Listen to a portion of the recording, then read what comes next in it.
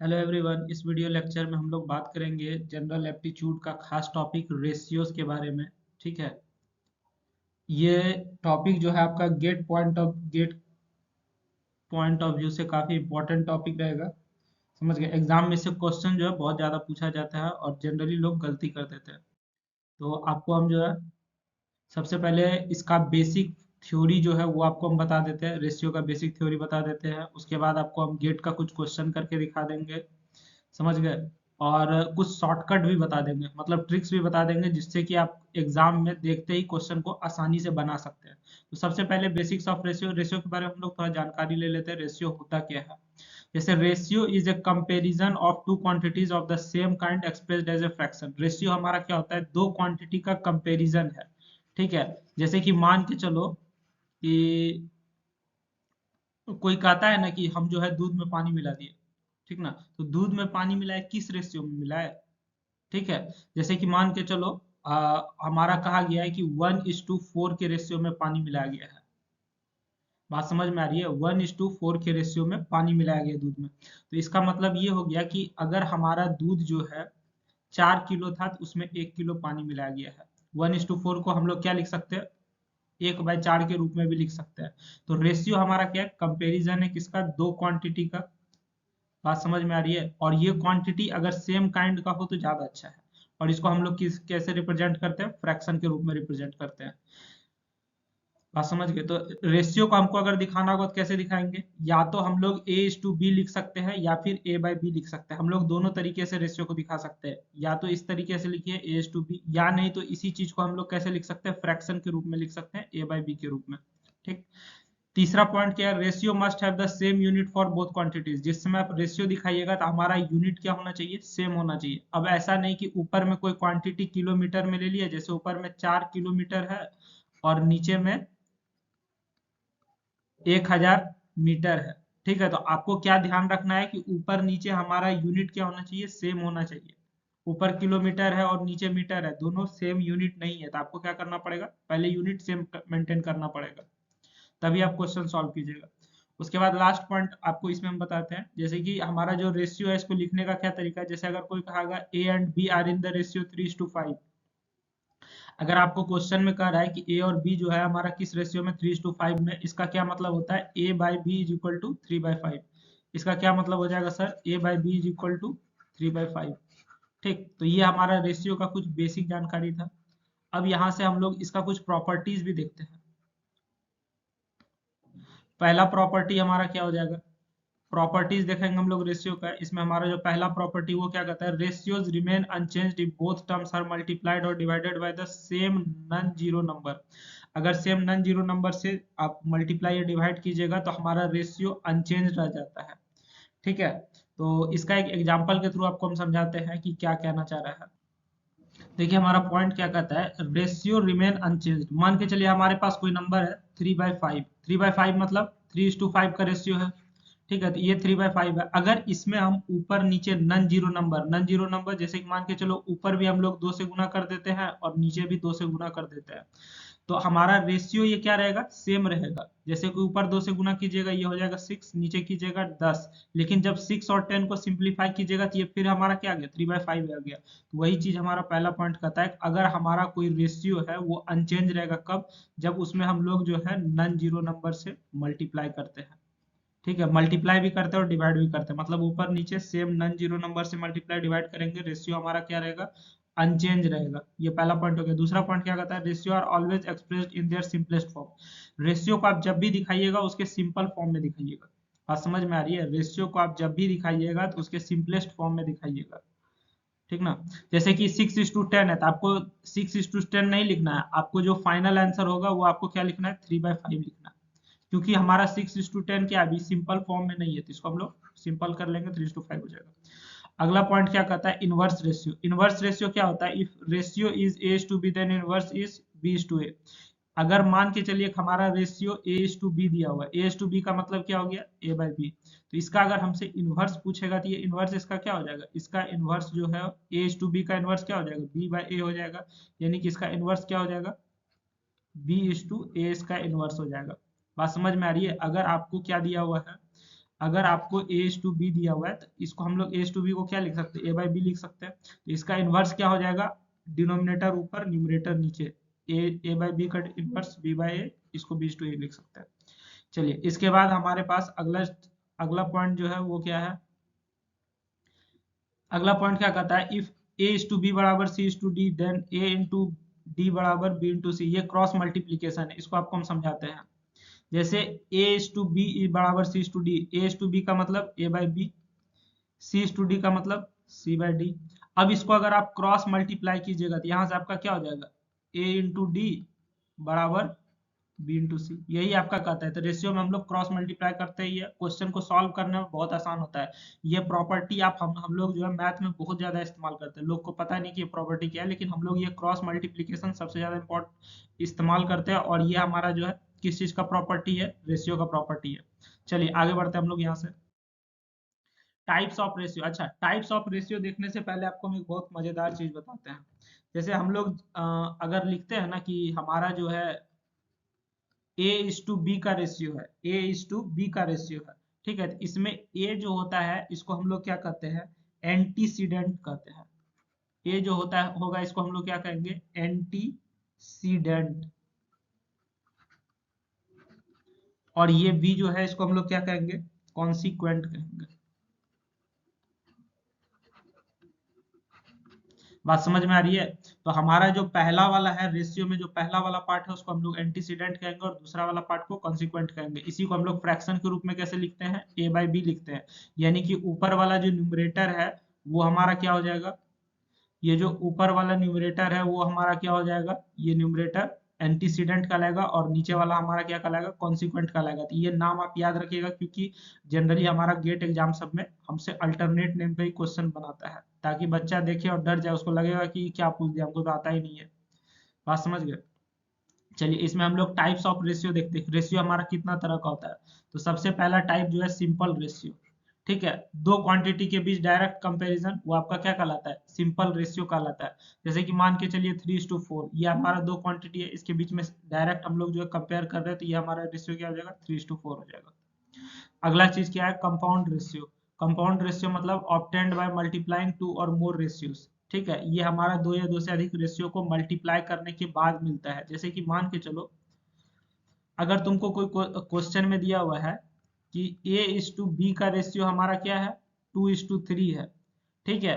और c/d का ratio जो है वो 4:5 है।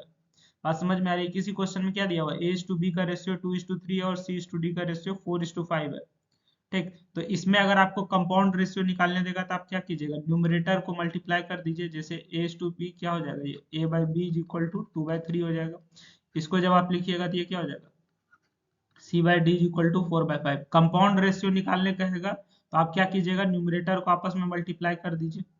न्यूमरेटर को मल्टीप्लाई कीजिएगा तो ये क्या हो जाएगा, 2/3 इंटू 4/5। और डिनोमिनेटर को आपस में मल्टीप्लाई कर दिए, यानी कि 4 दूना 8 और 3 पचे 15। दोनों का न्यूमरेटर आपस में मल्टीप्लाई करेंगे, ठीक है, और दोनों का डिनोमिनेटर आपस में मल्टीप्लाई करेंगे, कंपाउंड रेशियो निकल जाएगा। तो यहाँ पे देखिए 8:15 कंपाउंड रेशियो हो गया, ठीक है। अगर तीसरा चीज इसमें देखिएगा, एक हमारा होता है डुप्लीकेट रेशियो। बात समझ में आ रही है। डुप्लीकेट रेशियो में हम लोग को जब भी डुप्लीकेट रेशियो कहेगा, इसका मतलब आप क्या समझिएगा, हमको स्क्वायर निकालने के लिए कह रहा है। क्वेश्चन में जब भी आपको डुप्लीकेट रेशियो कहेगा तो इसका मतलब आप क्या समझ जाइएगा, हमको स्क्वायर निकालने के लिए कह रहा है।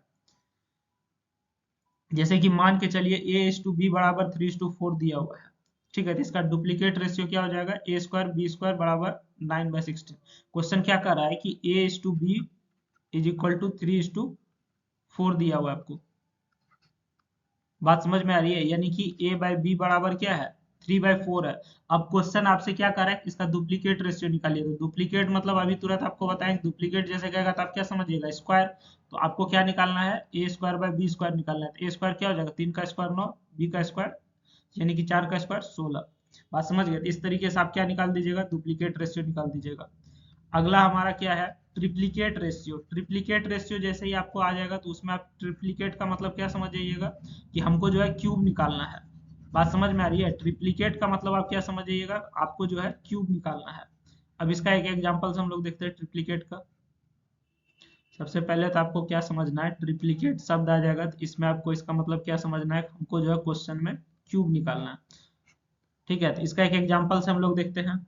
जैसे कि मान के चलिए आपको क्वेश्चन में दिया हुआ है a/b = 2:3। इसका मतलब क्या हो गया, इसका मतलब हो गया कि a/b का वैल्यू क्या है, 2/3 है, और आपको क्या कर रहा है, ट्रिप्लिकेट रेशियो निकालिए। ट्रिप्लिकेट रेशियो मतलब इसका क्यूब कर दीजिएगा, तो ये हो जाएगा a³/b³ = 2 का क्यूब बाय 3 का क्यूब, यानी कि ये कितना हो जाएगा, 8/27। बात समझ में आ रही, तो ट्रिप्लिकेट रेशियो कहेगा तो हमको क्या करना है, क्यूब करना है। ठीक, अगला हमारा क्या है, अगला है हमारा सब डुप्लीकेट रेशियो। सब डुप्लीकेट रेशियो का मतलब होता है स्क्वायर रूट। इसका मतलब क्या होता है, स्क्वायर रूट। अब स्क्वायर रूट का मतलब क्या है, जैसे कि देखिए, मान के चलिए इसके लिए एक एग्जांपल हम लोग देखते हैं कि अगर a/b का रेशियो क्या दिया हुआ है, 9:16 दिया हुआ है। बात समझ में आ रही है, अगर a/b का रेशियो हमको क्या दिया हुआ है, 9:16 दिया हुआ है, तो आपको इसका सब डुप्लीकेट रूट रेशियो निकालना है। सब डुप्लीकेट रेशियो मतलब इसका हम लोग स्क्वायर रूट कर देंगे, तो a/b हमको क्वेश्चन में क्या दिया है, 9/16। इसका सब डुप्लीकेट करेंगे यानी स्क्वायर रूट, ये क्या हो जाएगा, √a/√b, यानी कि ये क्या हो जाएगा, √9/√16, यानी कि हमारा आंसर क्या हो जाएगा, 3/4। तो सब डुप्लीकेट का मतलब आप क्या समझिएगा, स्क्वायर रूट। उसी तरीके से हमारा आता है सब ट्रिप्लीकेट, उसी तरह से हमारा क्या आता है, सब ट्रिप्लीकेट। सब ट्रिप्लीकेट का मतलब आप क्या समझिएगा, क्यूब रूट। बात समझ में आ रही है, सब ट्रिप्लीकेट का मतलब आपको क्या समझना है, इसका मतलब हो गया क्यूब रूट।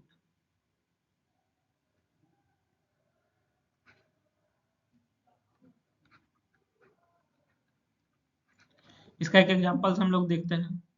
एग्जाम्पल क्या कहता है कि इफ a/b बराबर 27:64। बात समझ गए, यहाँ पे देखिए एक एग्जांपल से समझाते हैं आपको। a/b हमारा क्या है, 27:64, यानी कि a/b हमारा क्या हो जाएगा, 27/64 हो जाएगा। अब इसका सब ट्रिप्लीकेट निकालना है। सब ट्रिप्लीकेट मतलब क्यूब रूट, यानी कि a का क्यूब रूट और b का क्यूब रूट, तो ये आपका क्या हो जाएगा, क्यूब रूट ऑफ 27 और क्यूब रूट ऑफ 64, यानी कि हमारा आंसर क्या हो जाएगा, सब ट्रिप्लीकेट निकालने देगा तो ऊपर 3 नीचे 4, 3/4 इसका आंसर हो जाएगा।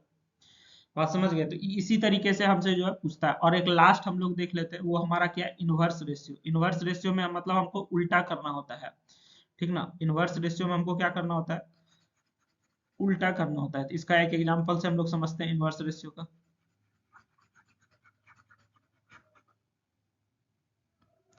जैसे कि हमको अगर 2:5 इनवर्स पूछ रहा है, हमको एक रेशियो दिया हुआ है 2:5, हमसे इसका इनवर्स पूछ रहा है, तो इसका मतलब क्या हो जाएगा, 2:5 का मतलब 2/5, इसका इनवर्स क्या हो जाएगा, ये हो जाएगा 5/2, यानी कि 2:5 का इनवर्स क्या हो जाएगा, 5:2 इसका इनवर्स हो जाएगा। इनवर्स निकालने का आएगा तो आप सीधा क्या कीजिएगा, पलट दीजिएगा। बात समझ गए, तो इसी तरीके से हम लोग जो है अब यहाँ से क्वेश्चन देखेंगे और साथ में हम लोग क्या देखेंगे, बड़ा मजेदार सब जो है ट्रिक्स देखेंगे, ताकि एग्जाम में हमारा जो क्वेश्चन आसानी से बन जाए।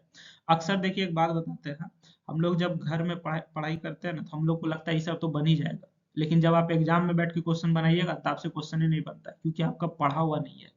अब जो क्वेश्चन आपको 2 मिनट में बनाना है, उसको बनाने में आपको 20 से 25 मिनट लग जाएगा। पता चला 3 घंटे के एग्जाम में 25 मिनट एक के क्वेश्चन में लग गए। ठीक है, तो इसलिए आपको हम उसके लिए क्या बताएंगे, ट्रिक्स बताएंगे।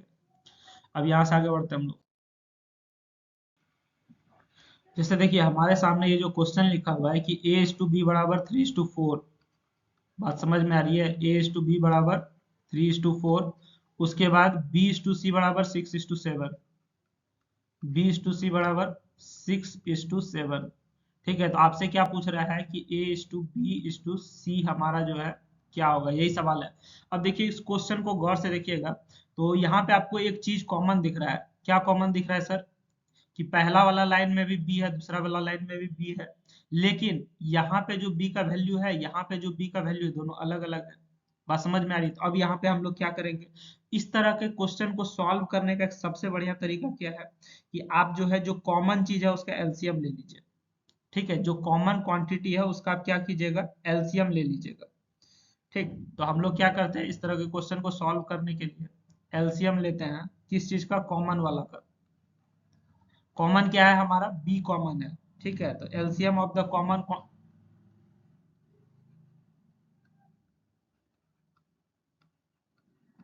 LCM of the common entities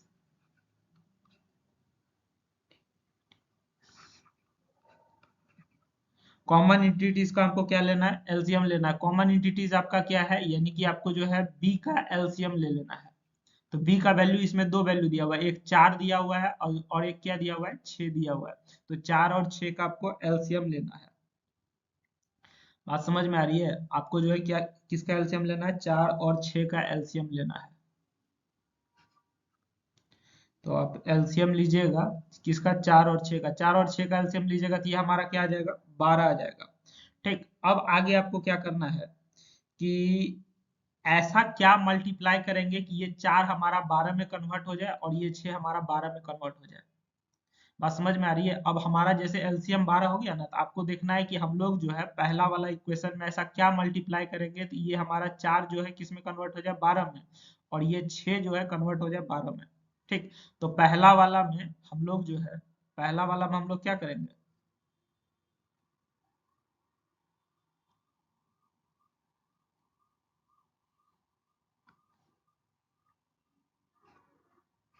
देखिए पहला वाला में हम लोग जो है 4 को 12 में बदलना है, तो इसमें जो है 3 से गुना करेंगे, और इसमें किससे गुना करेंगे, ये 6 को हमको 12 में बदलना है तो इसमें 2 से गुना कर देंगे।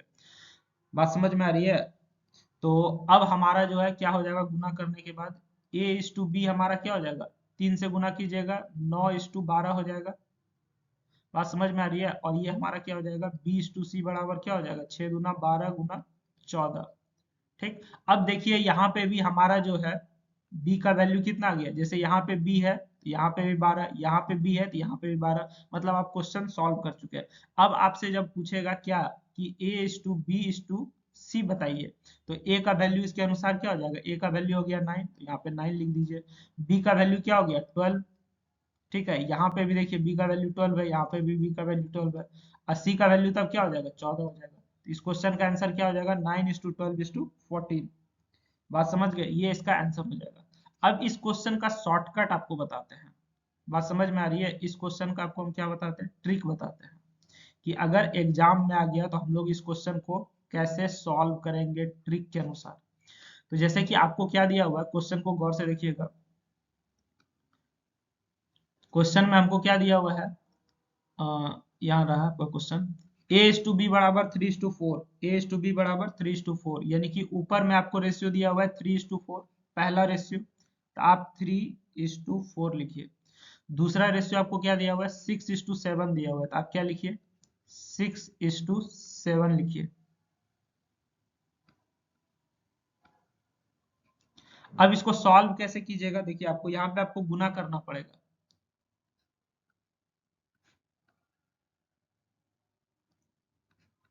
ठीक है, तो हमारा जो फाइनल आंसर हो जाएगा वो आपका क्या होगा, फाइनल आंसर ये हो जाएगा 3 गुना 6।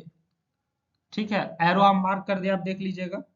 और ये हमारा क्या हो जाएगा, दूसरा गुना क्या हो जाएगा, दूसरा एरो कहाँ गया, 6 से 4 की तरफ गया, तो ये हो जाएगा 6 गुना 4। ठीक है, और तीसरा एरो 4 से 7 की तरफ गया, तो 4 गुना 7 हो जाएगा। यानी कि यहाँ से आपको क्या मिल जाएगा, 18:64, सॉरी 18:64 नहीं, 18:24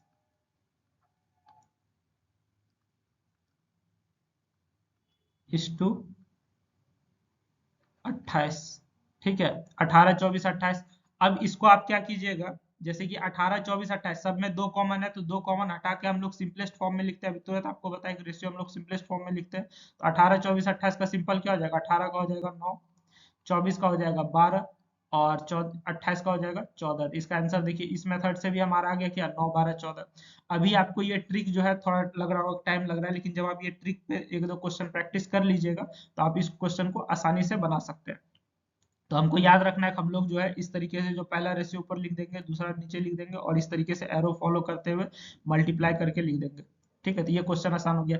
अब जैसे इसमें दो रेशियो था, ठीक है, पहला रेशियो क्या था, 3:4, दूसरा था 6:7, तो आपसे क्वेश्चन बन गया। लेकिन अगर मेरे पास दो से ज्यादा रेशियो रहेगा, अगर जैसे 3 रेशियो रहेगा, तो क्या करेंगे, तो आइए आपको हम ये 3 रेशियो वाला क्वेश्चन करा के दिखाते हैं, लेकिन गेट्स के क्वेश्चन के थ्रू वो समझेंगे।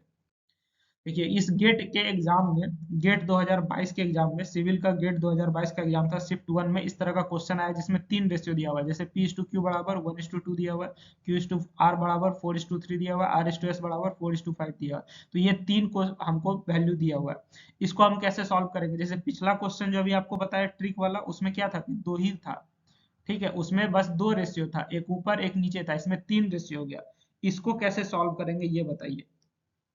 तो इसको सॉल्व करने का बहुत अच्छा तरीका है। जैसे कि आपसे क्या पूछ, आपको क्या चाहिए, इसमें 4 क्वांटिटी है, P, Q, R और S, ठीक है। तो इसको कैसे सॉल्व करेंगे, देखिए 4 क्वांटिटी है, P is to Q is to R is to S। बात समझ गए? तो हमारे पास 4 क्वांटिटी, पहले इस तरीके से आप चारों क्वांटिटी को लिख दीजिए। लिखने के बाद आपको क्या करना है, जहां पे जो रेशियो दिया हो, जैसे पहला रेशियो आपको क्या दिया, 1:2 का रेशियो दिया है, तो आप यहाँ पे 1:2 लिख दीजिए। दूसरा आपको Q और R का रेशियो क्या दिया हुआ है, 4:3, तो Q और R का रेशियो आप लिखिए 4:3 लिखिए। चौथा आपको R और S का रेशियो 4:5 दिया हुआ है। अब हम लोग क्या करेंगे, देखिए अब हम लोग इस तरीके से लिख दिए, जैसे कि पी क्यू का रेशियो हमारा क्या था 1:2 का, तो ये लिख दिए। क्यू आर का रेशियो था 4:3 का, ये लिख दिए। इसका रेशियो था, इस तरीके से लिख दिए। अब जो खाली जगह बच गया उसमें आपको क्या करना है कि बचा हुआ चीज भर देना है। जैसे कि यहाँ पे जो 2 जगह खाली और लास्ट डिजिट हमारा 2 था, तो यहाँ पे 2 भर दीजिए। यहाँ पे 3 है, तो इसके बाद जो जगह खाली थी इधर 3 भर दीजिए। 4 के पहले जो जगह खाली था तो 4 भर दीजिए। यहाँ 4 के पहले 2 जगह खाली थी, यहाँ 4 भर दीजिए। तो इस तरीके से आप भर दीजिएगा। अब भरने के बाद हमको क्या करना है, ठीक है, सबको मल्टीप्लाई करके लिख दीजिए। ऊपर से नीचे जो है सबको मल्टीप्लाई करके लिख दीजिए। तो जैसे ही सबको मल्टीप्लाई कीजिएगा, ये आपका क्या हो जाएगा, 1 × 4 × 4, 4 × 4 = 16 हो जाएगा। 16 का हम लोग यहाँ पे 16 लिख दिए, इस टू। दूसरा वाला लाइन में मल्टीप्लाई कीजिएगा, ये क्या हो जाएगा, 2 × 4, 4 × 8, 8 × 4 32, तो इसको आप 32 लिख दीजिए। बात समझ गए? और तीसरा वाला लाइन में जब आप मल्टीप्लाई कीजिएगा तो इसमें क्या है, 2 3 4 है, 2 × 3 6, 6 × 4 24, तो यहाँ पे आप क्या लिख दीजिए, 24 लिख दीजिए। और लास्ट वाला लाइन जब आप मल्टीप्लाई कीजिएगा, ये क्या हो जाएगा, 3 × 2 = 6, 6 × 5 = 30, तो यहाँ पे आपको 30 लिख देना है। अब इसका जो हमारा आंसर निकल के आएगा, सब में क्या है, 2 कॉमन है। सब में अगर आप गौर से देखिएगा तो 2 कॉमन है, तो हम लोग रेशियो हमारा हमेशा क्या लिखते हैं, सिंपलेस्ट फॉर्म में लिखते हैं, ठीक है। तो हमारे पास जो वैल्यू आएगा वो क्या हो जाएगा, इसका सबसे सिंपल फॉर्म क्या हो जाएगा, 16 में 2 कॉमन लेंगे तो 8, 16, 12, 15, यही हमारा निकल के आएगा। यानी कि हमारा जो है, क्या हमारा है सर, P/Q/R/S, इसका वैल्यू कितना निकल के आएगा, 8, 16, 12, 15, ये हमारा निकल के आ जाएगा। यही क्वेश्चन गेट एग्जाम में पूछा था, तो बच्चा को पता ही नहीं चल रहा था कि इसमें करना क्या है। बात समझ में आ रही है? लेकिन अभी क्वेश्चन खत्म नहीं हुआ है। क्वेश्चन में और क्या पूछ रहा है, and you is 50% more than S. You जो है 50% एस से ज्यादा है, तो रेशियो बताना है कि P/U का रेशियो क्या होगा, ठीक है। आपको जो है क्या कर रहा है कि u is 50% more than S, u का वैल्यू जो है 50% एस से ज्यादा है, तो P/U का रेशियो क्या होगा। पहला तो हमको सर p का वैल्यू यहाँ से निकल चुका है, क्या निकल गया है कि p का वैल्यू जो है 8 होगा, ये तो हमको पता चल गया। u का वैल्यू नहीं मालूम है। बात समझ में आ रही है? u का वैल्यू हमको नहीं मालूम है, तो u का वैल्यू कैसे निकलेगा। आपको क्या कर रहा है, u is 50% more than s, u जो है 50% मोर देन s है, ठीक है। लेट s बराबर, s का वैल्यू कितना है, इसमें से देखिए ये रहा आपका s का वैल्यू है 15, तो लेट s बराबर 15, ठीक। अगला स्टेटमेंट क्या कहता है, u is 50% more, u is 50% मोर, तो इसका मतलब क्या हो जाएगा, देयरफॉर u बराबर 50% मोर का मतलब होता है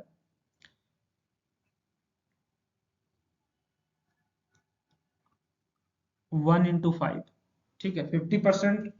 50% मोर का मतलब 1 × 5 होता है। कैसे होता है जैसे बताते हैं, जैसे कि जब मोर कहेगा ना, ये जो परसेंटेज का ट्रिक है, परसेंटेज में हम लोग क्या करते हैं, अगर मोर कहता है तो ऐड करते हैं। किस में ऐड करते हैं? 1 में ऐड करते हैं। क्या ऐड करते हैं? 50%। 50% को क्या लिखते हैं? 50/100।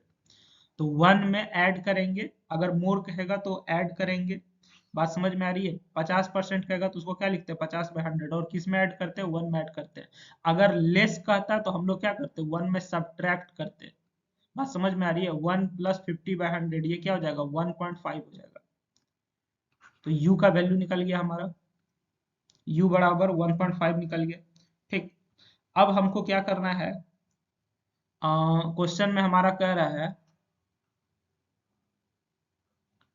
क्वेश्चन हमारा क्या कर रहा है, u is 50% more than s, s से 50% ज्यादा है, तो 1.5 इंटू s का जो वैल्यू है वो 15 कर दीजिए, यानी कि u का वैल्यू हमारा कितना निकल के आ गया, u हो गया 15 गुना 1.5, ये हो जाएगा 22.5। बात समझ गए? u हमारा क्या निकल के आ गया? 22.5। ठीक। तो अब आप कह सकते हैं कि हमारे पास जो है p और u दोनों का वैल्यू आ गया, तो हम लोग जो है p/u का रेशियो निकाल सकते हैं। हमारे पास जो है p का वैल्यू, हमको क्या निकालना है? p/u का रेशियो निकालना है। p का वैल्यू हमारे पास कितना है? यहाँ देखिए, कहाँ गया, इसमें देखिए ये रहा आपका p/q/r/s। यहाँ पे p है, इसका वैल्यू कितना है? 8 है। तो हम लोग p का वैल्यू यहाँ पे 8 पुट कर देंगे। उसी तरीके से हमको u निकालना है, तो u का वैल्यू हमने अभी 22.5 निकाला है, तो 8/22 हो जाएगा। ठीक है, यानी कि ये हमारा क्या हो जाएगा? 8/22। इसको हम लोग सॉल्व करेंगे तो इसको थोड़ा इस तरीके से लिखने में थोड़ा दिक्कत होगा। इसमें हम लोग क्या करते हैं, ऐसा तो कोई ऑप्शन ही नहीं है, तो हम लोग क्या करते हैं, सेम नंबर से ऊपर नीचे गुना कर देते हैं। जैसे 8 है तो ऊपर 10 से गुना कर दिए। ठीक है, 8 है, ऊपर 10 से गुना कर दिए, नीचे 22.5 है, इसमें 10 से गुना कर दिए। अब ये हमारा क्या हो गया? 80 हो गया, और नीचे क्या हो जाएगा? 225 हो जाएगा। यानी कि हमारा जो फाइनल आएगा 80/225, ये हो जाएगा 16/45। बात समझ में आ रही है? तो 16/45 हमारा ऑप्शन है। कौन सा ऑप्शन सही है? ऑप्शन डी सही हो जाएगा। इस क्वेश्चन के लिए कौन सा ऑप्शन सही हो जाएगा? ऑप्शन डी सही हो जाएगा। ठीक। तो आपको ये सारा चीज याद रखना है, क्योंकि एग्जाम में क्वेश्चन अभी आपको लग रहा है कि बन जाएगा, एग्जाम में क्वेश्चन आता है तो लड़का का चेहरा का रंग उड़ जाता है। ठीक है। आपको क्या बताया कि अगर 50% मोर कहेगा, परसेंटेज का ये ट्रिक है, 50% मोर, जैसे ही मोर कहेगा आपको ऐड करना है, लेस कहेगा माइनस करना है। 50% कह रहा है तो आपको क्या ऐड करना है? 1 में 50/100 ऐड करना है। ठीक है, ये परसेंटेज का ट्रिक आप याद रखिएगा। अगर लेस कहता है तो 1 में 50/100 माइनस कर देते हैं। चलिए, ये क्वेश्चन हमारा बन गया, गेट 2022 का क्वेश्चन था। क्वेश्चन थोड़ा खतरनाक है, लेकिन अगर आप प्रैक्टिस करके जाएगा तो एग्जाम में बन जाता है। अगला क्वेश्चन हमारा क्या कहता है, x/y/z बराबर 1/2/1/3/1/4। ठीक है। तो आपको बताना है कि x + z - y/y का वैल्यू क्या होगा। बात समझ में आ रही है? तो इसका वैल्यू क्या होगा? तो आपको देखिए एक बात बताते हैं, अगर आप रेशियो का क्वेश्चन क्लास 8-9 में लगाए होंगे तो आपको एक बात बताया गया होगा, हमारा जो भी रेशियो दिया होता है उसका वैल्यू हम लोग कुछ मान लेते हैं। ठीक। जो भी हमारा रेशियो दिया होता है उसका वैल्यू हम लोग क्या मान लेते हैं? कुछ ना कुछ मान लेते हैं। ठीक है। तो हम लोग क्या करेंगे, मान लेते हैं जैसे कि हमारा x/y/z बराबर 1/2 दिया हुआ है, तो हम लोग क्या मान लेते हैं कि रेशियो हमारा k है। ठीक है, तो x बराबर हम लोग क्या मान लेते हैं? k/2 मान लेते हैं। ठीक। रेशियो हमारा k है, इसका मतलब कुछ ना कुछ कट उठ के ही आया होगा ना, तो हम लोग ऐसा मान लेते हैं x बराबर k/2। y का वैल्यू हमारा क्या हो जाएगा? k/3 हो जाएगा। उसी तरीके से z का वैल्यू क्या हो जाएगा? ये हो जाएगा k/4। बात समझ गए? इतना तक तो हम लोग समझ गए। अब हमको क्या निकालना है? एक्स वाई जेड का वैल्यू हो गया, आपको क्या निकालना है? हमको अब निकालना है x + z - y by Y निकालना है। x का वैल्यू है k/2 प्लस z का वैल्यू है k/4, y का वैल्यू कितना है हमारा? k/3 बटा y का वैल्यू हमारा क्या हो जाएगा? k/3। अब यहां से एलसीएम लेके इसको सॉल्व कर दीजिए, हमारा काम बन जाएगा। ये नीचे हमारा क्या हो जाएगा?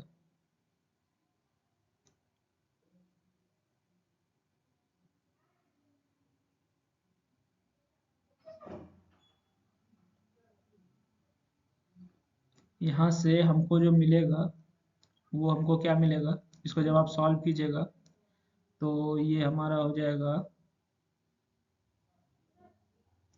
ऊपर हमारा आ जाएगा 5k/12 और नीचे आ जाएगा k/3। ठीक है, यानी कि ये क्या हो जाएगा, 5k/12 इंटू 3/k हो जाएगा। यहाँ से इसको जब आप कटा के लिखिएगा तो हमारा क्या आ जाएगा, के कैंसिल हो जाएगा 3 से 4 बार में, यानी कि ये क्या हो जाएगा 5/4 हमारा आंसर हो जाएगा। ऑप्शन में हमारा देखिए 5/4 है, 5/4 का मतलब क्या होता है, 5/4 का मतलब क्या होता है, 5/4 का मतलब होता है 2.25। बात समझ गए, यानी कि ऑप्शन बी सही हो जाएगा इस क्वेश्चन के लिए। ठीक है, सॉरी ये 2.25 नहीं होगा, ये हो जाएगा 1.25 होगा। ठीक है, 1.25 होगा, तो ऑप्शन बी नहीं, ये 5/4 का वैल्यू 1.25 होता है। ठीक है, तो ऑप्शन बी नहीं सही होगा, ऑप्शन सी सही होगा। इस क्वेश्चन में कौन सा ऑप्शन सही हो जाएगा, ऑप्शन सी सही होगा। ठीक है, तो आप देख लीजिएगा, अक्सर हम लोग क्या करते हैं, पूरा क्वेश्चन सॉल्व कर देते हैं, लेकिन एग्जाम में प्रेशर की वजह से आंसर गलत टिक मार देते हैं। क्वेश्चन पूरा सही से सॉल्व किया, टिक गलत मार दिया। जैसे कि हमने 5/4 तक सही से सॉल्व किया, लेकिन इसका डेसिमल कन्वर्जन हमसे गलत हो गया, तो आंसर गलत भी हो सकता था। ठीक है, तो ये चीज का आप ध्यान रखिएगा। ये क्वेश्चन भी बड़ा खतरनाक था और गेट 2022 में पूछा हुआ क्वेश्चन, एकदम रिसेंट ईयर का ही सब क्वेश्चन है। ठीक है, चलिए अब यहाँ से आगे बढ़ते हैं और नेक्स्ट क्वेश्चन देखते हैं। नेक्स्ट क्वेश्चन क्या कहता है, S M E and F are working in shifts in a team to finish a project. ठीक है, एस एम ई और एफ जो है कोई इंसान होगा, वो हमारा जो है शिफ्ट में काम कर रहा है। जैसे होता है ना कि morning shift, evening shift, night shift. ठीक है, आप लोग में से अगर कोई जॉब किया होगा तो आप जानते होंगे, या फिर घर में देखे होंगे पापा मम्मी कोई भी जॉब कर रहे हैं भैया, तो वो आपको मालूम होगा शिफ्ट सिस्टम। तो कोई भी प्रोजेक्ट को पूरा करने के लिए एस एम ई और एफ जो है शिफ्ट में काम कर रहा है। M works with twice the efficiency of others। M जो है दूसरे की efficiency से दुगना तरीके से काम करता है, but half as many days as he worked। S M and have 6 hour shift day, whereas E and F have 12 hour shift day। S और M का शिफ्ट क्या है, 6 घंटा का शिफ्ट है। E और F का शिफ्ट क्या है, 12 घंटा का शिफ्ट है। What is the ratio of contribution of M to contribution of E in the project। इस तरह का क्वेश्चन बड़ा खतरनाक होता है, अगर एग्जाम में आ गया, ठीक है, तो बच्चा परेशान हो जाता है। बात समझ में आ रही है, इस तरह का क्वेश्चन खतरनाक होता है, अगर एग्जाम में आ गया तो बच्चा क्या होता है, परेशान हो जाता है। लेकिन इस तरह के क्वेश्चन को सॉल्व करने का एक टेक्निक है, वो आपको हम ट्रिक बताते हैं। सबसे पहले इसको इस तरह क्वेश्चन सॉल्व करने का ना एक टेबल बना लीजिए। बात समझ में आ रही है, टेबल में आपको क्या लिखना है, आपका कितना तरह का आदमी है, एक है एस, एक का नाम क्या है एस है, दूसरा का एम है, एक हो गया एस, दूसरा हो गया हमारा एम, तीसरा हो गया ई, और चौथा हो गया एफ। तो इस तरह क्वेश्चन बनाने के लिए हम लोग एक टेबल बना लेंगे एस एम ई एफ। ठीक है, अब इसमें हमको जो डाटा दिया हुआ उस डाटा को लिखिए। हमारा एक डाटा क्या दिया हुआ है कि ये जो है नंबर ऑफ आवर्स दिया हुआ है, एक 12 घंटा, एक 6 घंटा, इस तरीके से जो है आवर दिया हुआ है, यानी कि number of hours per day, number of hours per day. ठीक, आपको क्वेश्चन में देखिए क्या कह रहा है, अब यहां से क्वेश्चन को पकड़ना सीखिए। क्वेश्चन में आपको कह रहा है कि S and M have 6 hour shift, S और एम का 6 घंटा शिफ्ट है, तो इसमें आप 6 मारिए, इसमें भी 6 मारिए। ई और एफ का शिफ्ट जो है 12 घंटा का है, इसमें भी 12, इसमें भी 12। ठीक है, अब जो है आपको क्या कर रहा है, एम वर्क्स, एक मिनट, इसमें आपको एक और डाटा दिया हुआ है, वो हमारा क्या है, नंबर ऑफ डेज। ये हो गया नंबर ऑफ आवर्स, दूसरा हमारा क्या दिया हुआ है, नंबर ऑफ डेज, मतलब कितना दिन काम कर रहा है। ठीक है, तो यहाँ पे आपको क्वेश्चन में अगर देखिएगा तो आपको क्या कर रहा है, क्वेश्चन को गौर से देखिएगा। Working in a team to finish a project, M works with twice the efficiency of others but for half as many days. ठीक है, बाकी सब लोग पूरा दिन काम करता है, लेकिन एम जो है आधा दिन काम करता है। बात समझ में आ रही है, क्वेश्चन क्या कर रहा है, बाकी सब लोग पूरा दिन काम करता है, लेकिन एम जो है आधा दिन काम करता है। ठीक है, तो नंबर ऑफ डेज में आप सबका क्या लिखिएगा, सबका पूरा लिखिएगा, इसका आधा लिखिएगा। तो हमारे पास दो ऑप्शन है कि सबका हम लोग क्या मान लेते हैं, 2n मान लेते हैं। ठीक है, तो इसमें हमारा क्या हो जाएगा, n हो जाएगा। बात समझ में आ गई। अब तीसरा चीज जो है इसमें हमको दिया है इफिशियंसी का बात किया है, कहीं पे देखिए यहाँ पर इफिशियंसी शब्द का बात किया है, ठीक ना। इफिशियंसी शब्द का बात किया है, इफिशियंसी में आपको क्या बताया गया है, m works with twice the efficiency, मतलब हमारा जो भी इफिशियंसी है m उसके दुगना इफिशियंसी से काम करता है। तो मान लीजिए कि सबका इफिशियंसी e है, तो m का इफिशियंसी क्या हो जाएगा, ट्वाइस e हो जाएगा। बात समझ में आ रही है। अब क्वेश्चन को समझिए, अब देखिए आपको क्वेश्चन एक बार में समझ में आ जाएगा। हमको क्वेश्चन में क्या करा है, चार आदमी है एस एम ई और एफ, ठीक है।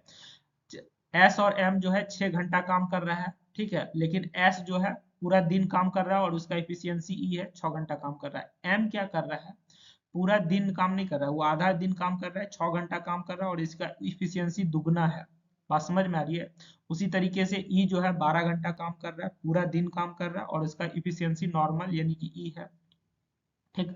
अब आपको रेशियो पूछ रहा है किसका, एम टू ई, ठीक है, एम टू कंट्रीब्यूशन ऑफ ई, मतलब एम और ई का रेशियो क्या है। बात समझ में आ रही है। आपसे क्वेश्चन में क्या पूछ रहा है, एम और ई का रेशियो क्या है। तो एम क्या क्या कर रहा है सर,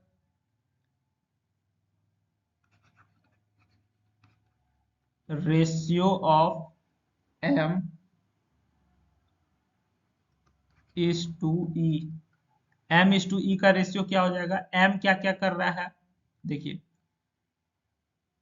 एम हमारा 6 घंटा काम कर रहा है, 6, ठीक है। दूसरा काम क्या कर रहा है कि हमारा इसमें जो है नंबर ऑफ डेज कितना काम कर रहा है, एन काम कर रहा है और इफिशियंसी इसका क्या है, 2e इफिशियंसी है, ठीक है। तो ये हो गया एम का डाटा इज टू, यानी कि रेशियो पूछ रहा है, प्रोपोर्शन इज टू डाटा लिखिएगा। दूसरा हमारा अगर ई का देखा जाए तो ये 12 घंटा काम कर रहा है, दो दुगना काम कर रहा है, मतलब पूरा दिन काम कर रहा है और इसका इफिशियंसी ई है, ठीक है। अब इसको आप गौर से देखिए कि इसमें से हमारा जो है क्या कॉमन है, ठीक ना। अगर आप गौर से देखिएगा तो पहला वाला जो लिखा हुआ है और दूसरा वाला लिखा हुआ है, दूसरा वाला क्या है, पहला का सीधे डबल है। पहला वाला जो लिखा हुआ है, दूसरा वाला उसका क्या है, पहला का सीधे डबल है। तो यहाँ पे आप क्या लिख सकते हैं, 1:2 लिख सकते हैं, क्योंकि हमारा जो पहला लिखा हुआ दूसरे का क्या है, सीधे डबल है। तो इस क्वेश्चन का जो हमारा आंसर होगा वो क्या हो जाएगा, 1:2 का रेशियो हो जाएगा। इस क्वेश्चन का जो हमारा आंसर हो जाएगा 1:2 का रेशियो होगा, ठीक।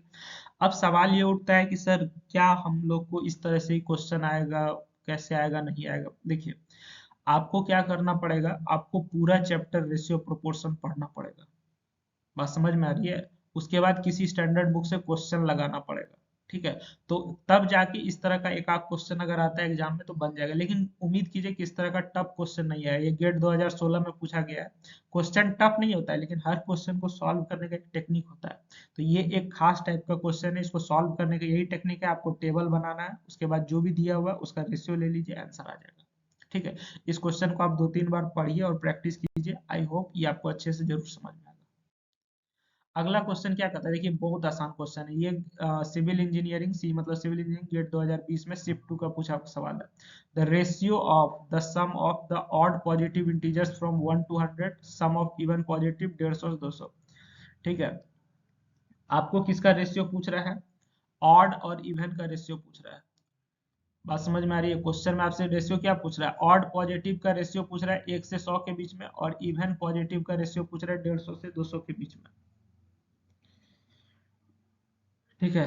तो यहाँ से हम लोग क्वेश्चन को कैसे डील करेंगे, हमको ऑड सीरीज पहले क्या हो जाएगा, 1 से 100 के बीच में ऑड नंबर क्या है, पॉजिटिव ऑड नंबर। तो हमारा जो ऑड सीरीज होगा उसका सम पूछ रहा है। देखिए सम अगर कहीं पे आता है तो सम मतलब सीरीज होता है। अगर सम नहीं पूछता तो हम लोग सीक्वेंस लिखते हैं, ठीक है। तो ऑड का जो सीरीज होगा वो हमारा क्या हो जाएगा, ऑड नंबर क्या है, 1, 3, 5, 7, इस तरीके से चलता जाएगा। आपको कहां से जाना है, 1 से 100 के बीच में, तो लास्ट ऑड नंबर क्या हो जाएगा, 99। बात समझ में आ रही है, ठीक है। चलिए अब इसका सम निकालना है, तो सम निकालेंगे। उसी तरीके से सम निकालने के लिए हमारे पास क्या है, आपको एपी लगाना पड़ेगा, अर्थमेटिक प्रोग्रेशन आप पढ़े, उसके सारे ये क्वेश्चन बनेगा। तो हमारा अर्थमेटिक प्रोग्रेशन में हम लोग जो है नंबर ऑफ टर्म निकालने के लिए एक फॉर्मूला पढ़ते हैं, ठीक है। नंबर ऑफ टर्म निकालने के लिए फॉर्मूला पढ़ते हैं, टी एन लास्ट टर्म बराबर a plus n minus one into d. ठीक है, इसमें n हमारा क्या होता है, इसमें n हमारा नंबर ऑफ टर्म होता है। लास्ट टर्म जो है हमको 99 दिया हुआ है, तो इसमें 99 लिखिए। पहला टर्म हमारा क्या है, 1 है, 1 लिखिए। ठीक है, plus number of term n हमको मालूम नहीं है, n माइनस वन। और d जो है हमारा कॉमन डिफरेंस जनरली क्या होता है, ऑड नंबर में कॉमन डिफरेंस 2 होता है। तो यहाँ से आपको n का वैल्यू निकल जाएगा, यानी कि 1 से 100 के बीच में हमारा कितना ऑड नंबर होगा। तो ये हमारा, इसको जब आप सॉल्व कीजिएगा तो n का वैल्यू इसमें 50 आता है। बात समझ में आ रही है, यानी कि 1 से 100 के बीच में 50 गो ऑड नंबर है, और उस 50 का आपको सम निकालना है। बात समझ में आ रही है क्या कह रहे हैं, हमारा जो है हमारा जो है सम निकालना है ऑड नंबर का। कहाँ से, 1 से 100 के बीच में कितना नंबर है ऑड, 50 गो नंबर है। ठीक है, तो हमारा इसका फॉर्मूला क्या होता है ऑड नंबर का, सम निकालने का, सॉरी, फॉर्मूला क्या होता है, first term plus last term. Formula क्या है सम निकालने का, एपी में आप पढ़े होंगे, number of term by 2 into first term plus last term, यही फॉर्मूला है ना। तो नंबर ऑफ टर्म हमारा क्या है, क्वेश्चन के अनुसार 50 हो गया, 50 बाय 2। फर्स्ट टर्म हमारा क्या होगा ऑड में 1, और लास्ट टर्म होगा 99। यानी कि हमारा सम जो ऑड का निकल के आएगा वो कितना निकल के आएगा, 99 प्लस 100, 100 पचे 25, 2500। बात समझ में आ गई। चलिए अब यहाँ से आगे बढ़ते हैं। अब हम लोग को जो क्वेश्चन का दूसरा पार्ट निकालना है, आपको इवन पॉजिटिव 150 से 200 के बीच में, 150 से 200 के बीच में आपको इवन नंबर निकालना है, उसका सम निकालना है। ठीक है, क्या कह रहा है, 150 से 200 के बीच में आपको इवन नंबर निकालना है और उसका सम निकालना है। तो अब यहाँ से हम लोग इवन का कहानी देखते हैं। ऊपर में हमारा ऑड हो गया, नीचे इवन हो जाएगा। तो इवन नंबर हमारा 150 से 200 के बीच में क्या होगा, तो पहला इवन नंबर जो हमारा शुरू होगा 150 में, तो पहला नंबर तो 150 ही हो जाएगा, फिर 152 होगा, फिर 154 होगा, इसी तरह से चलता जाएगा। और लास्ट जो है हमारा 200, ये भी एक इवन नंबर है। ठीक है, अब हमको क्या करना है, इस तरह से जो भी सीरीज है उसका सम निकालना है। तो सम निकालने के लिए फिर हमको क्या करना पड़ेगा, नंबर ऑफ टर्म निकालना पड़ेगा, मतलब 150 से 200 के बीच में कितना संख्या है जो इवन है। बात समझ में आ रही है, तो इसका नंबर ऑफ टर्म निकालने के लिए फिर एपी का फॉर्मूला लगाइए। तो अभी तुरंत हम लोग जो है ये टी एन वाला देखे, तो इसी पे हम लोग निकाल देते हैं। लास्ट टर्म हमारा 200 हो गया, बराबर 1 प्लस नंबर ऑफ टर्म हमको निकालना है n minus one, common difference इसके लिए भी 2 हो जाएगा। तो यहाँ से हमारा n का वैल्यू कितना निकल के आता है, n का वैल्यू इसमें हम देखिएगा तो 26 आता है, यानी कि 150 से 200 के बीच में, 150 से 200 के बीच में 26 गो इवन नंबर है। इस इवन नंबर का आपको सम निकालना है। बात समझ में आ रही है, इस इवन नंबर का आपको क्या निकालना है, सम निकालना है। तो सम कैसे निकलेगा, एस इवन। ठीक है, सम निकालने का तरीका क्या है, ये रहा आपका फॉर्मूला सम निकालने वाला। ठीक है, फॉर्मूला हमारा क्या कहता है, number of term by 2 into first term plus last term. तो नंबर ऑफ टर्म हमारा 26 है, 26 बाय 2। फर्स्ट टर्म हमारा क्या है, फर्स्ट टर्म हमारा है, पहला टर्म हमारा क्या है 150। ठीक है, और लास्ट टर्म हमारा क्या है, लास्ट टर्म हमारा है 200। यहाँ से इसको आप सॉल्व कीजिए, 26 बाय 2 13 हो जाएगा, 20 350 गुना 13, यानी कि 45 50। ये हमारा निकल के कितना आएगा, ये हमारा निकल के आएगा 45 50। अब आपको क्या कर लेना है, रेशियो ले लेना है, किसका, क्वेश्चन में आपसे रेशियो क्या पूछ रहा है, रेशियो ऑफ पहले ऑड नीचे इवन। ठीक है, ये सम ऑड हो गया, ये सम इवन हो गया। आपसे रेशियो किसका पूछ रहा है, odd by even, S odd by S even.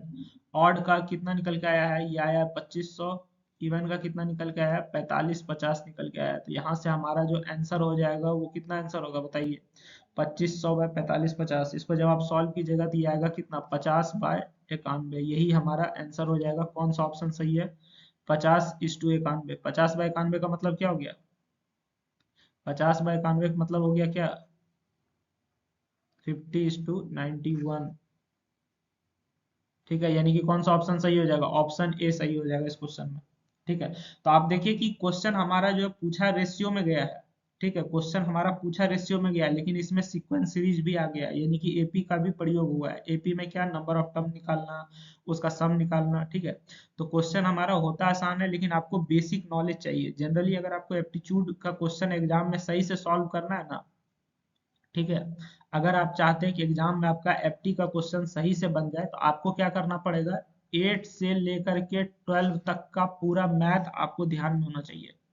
ठीक है, 8 से लेकर के 12 तक का पूरा मैथ ऊपर ऊपर आपको जानकारी होना चाहिए, तभी आपसे गेट में एप्टीट्यूड का क्वेश्चन बनेगा।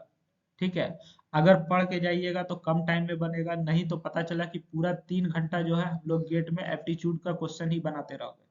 जनरली लोग करता है, जब पहली बार गेट देता है तो पूरा इंजीनियरिंग पढ़ के नहीं जाता है, तो लोग एप्टीट्यूड 3 घंटा बनाते रह जाता है। बात समझ में आ रही थी, इसलिए पढ़ के जाइएगा, कम टाइम में बनेगा, किस क्वेश्चन को कैसे सॉल्व करना है, क्या डील करना है, सब पता चल जाएगा। चलिए, अब यहाँ से हम लोग जो है लास्ट क्वेश्चन देखते हैं। ठीक है, लास्ट क्वेश्चन हमारा आसान रहेगा। लास्ट क्वेश्चन हमारा क्या कहता है, इफ इतना इज टू इतना बराबर इतना, then value of X is to Y क्या होगा।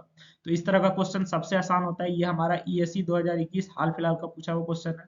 तो हम लोग आप क्या लिखिएगा, 2x plus 3y by 3x plus 5y is equal to क्या हो जाएगा, 18/29 हो जाएगा।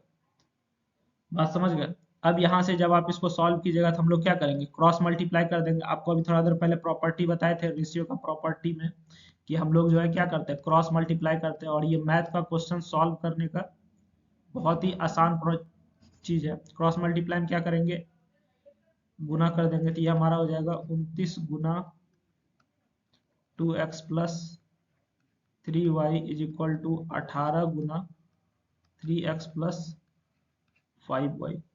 जब आप इसको गुना कीजिएगा तो ये हमारा कितना निकल के आएगा, ये हो जाएगा 58x प्लस 87y। देख लीजिएगा, कहीं कैलकुलेशन मिस्टेक होगा तो बता दीजिएगा, क्योंकि अक्सर हो जाता है। 54x plus 18×5 90y। देखिए, हमको तो गेट एग्जाम देना नहीं है, आपको देना है, तो आपका कैलकुलेशन ज्यादा स्ट्रांग होना चाहिए। ऐसे हम भी कोशिश करते हैं कुछ गलत ना हो। अब इधर 58x है, ठीक है, इधर 54x है, तो 58 इधर लाइएगा तो ये कितना हो जाएगा, 4x बराबर 3y। ठीक है, आपको x बाई वाई का रेशियो पूछा है, तो इधर x इधर y इधर 3 और नीचे 4। ठीक है, तो यहाँ से हमारा क्या रेशियो निकल के आया, x इज टू वाई बराबर क्या रेशियो आया, 3:4 आया। बात समझ में आ रही है, तो कौन सा ऑप्शन सही हो जाएगा हमारा, 3:4, ऑप्शन सी सही हो जाएगा। ठीक है, तो ये था हमारा जो है किस चीज का, रेशियो से रिलेटेड कुछ क्वेश्चन। हो सकता है एक आध वीडियो और बना दे इस पे, जिसमें कि आपको हम सिर्फ ट्रिक्स बता दें। ठीक है, इसमें तो हमने क्या किया था, ट्रिक के साथ साथ पीवाईक्यू भी कवर किया, थोड़ा थ्योरी भी कवर किया है।